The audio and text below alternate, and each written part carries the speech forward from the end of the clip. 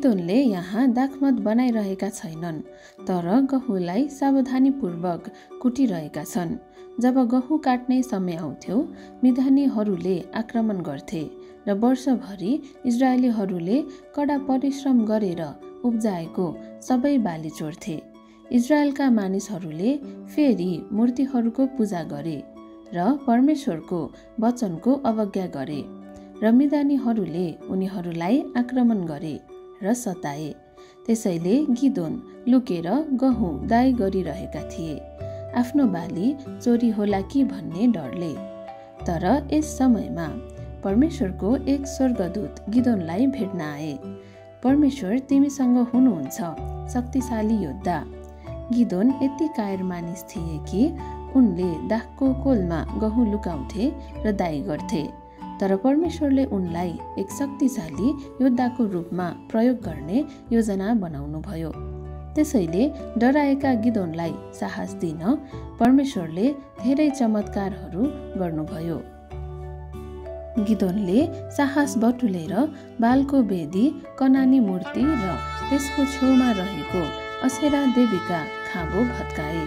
त्यसपछि उनले ठुलो स्वरमा तुरही फुके र मिधानीहरूसँग लड्न इजरायली सेनालाई एकसाथ बोलाए। जम्मा 33,000 मानिसहरू भेला भए। मिधानी सिपाहीहरूको सङ्ख्या 1 लाख भन्दा बढी भनिएको थियो। त्यसैले भेला भएका मानिसहरूको सङ्ख्या उनीहरूको तुलनामा थोरै भए पनि इजरायलीहरूले आफ्नो सम्पूर्ण शक्तिका साथ लड्ने योजना बनाए। तर के परमेश्वरले गिदोनलाई यसो भनिरहनु भएको छैन र? यहाँ धेरै मानिसहरू भेला भएका छन्। यदि तिमीले यसरी लड्यौ र जित्यौ भने के तिमी आफैलाई राम्रो काम गरेको जस्तो लाग्दैन? गिदोनले भेला भएकाहरूलाई भने कि यदि तिनीहरूमध्ये कोही युद्धदेखि डराउँछन् भने तिनीहरू घर जान सक्छन्। त्यसैले 22,000 मानिसहरू फर्किए र अब लड्न केवल 10,000 मानिसहरू बाँकी थिए। तर परमेश्वर फेरि भन्नुभयो, अहिले भेला भएका मानिसहरूको सङ्ख्या धेरै छ। मानिसहरूले नदीको पानी कसरी पिए भनेर परमेश्वरले हेर्नुभयो र तिनीहरूलाई फेरि फर्कन भन्नुभयो। अनि अन्तमा 1 लाख मिधानीहरू विरुद्ध लड्न केवल 300 इजरायली सिपाहीहरू बाँकी रहे। डराएका गिदोनलाई परमेश्वरले मिधानी शत्रुको शिविरमा लुक्न भन्नुभयो। गिदोन शत्रुको छाउनीमा प्रवेश गर्दा एक मिधानी सिपाहीले आफ्नो साथीलाई आफ्नो सपना बताइरहेको थियो कि जौको एउटा रोटी पनि मिधानीहरूको छाउनीमा पस्ने थिएन र पाल भत्काउने थिएन। त्यसपछि छेउमा रहेको सहकर्मीले भन्यो, के यसको मतलब गिदोनले यो लडाईँ जित्नेछ भन्ने होइन?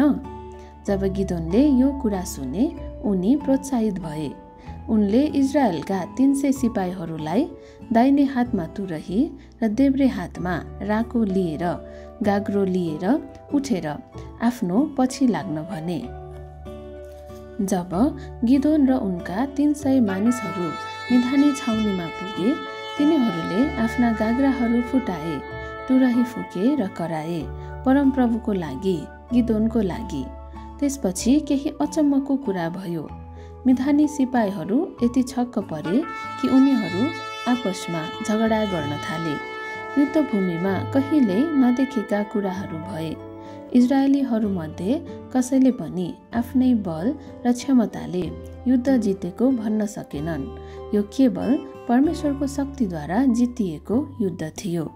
गिदोन र 300 सिपाहीहरूको कथाले हामीलाई बताउँछ कि युद्ध लडिरहेका सिपाहीहरूको सङ्ख्या वा बलले जितिँदैन, तर परमेश्वरको सहयोगले मात्र जितिन्छ।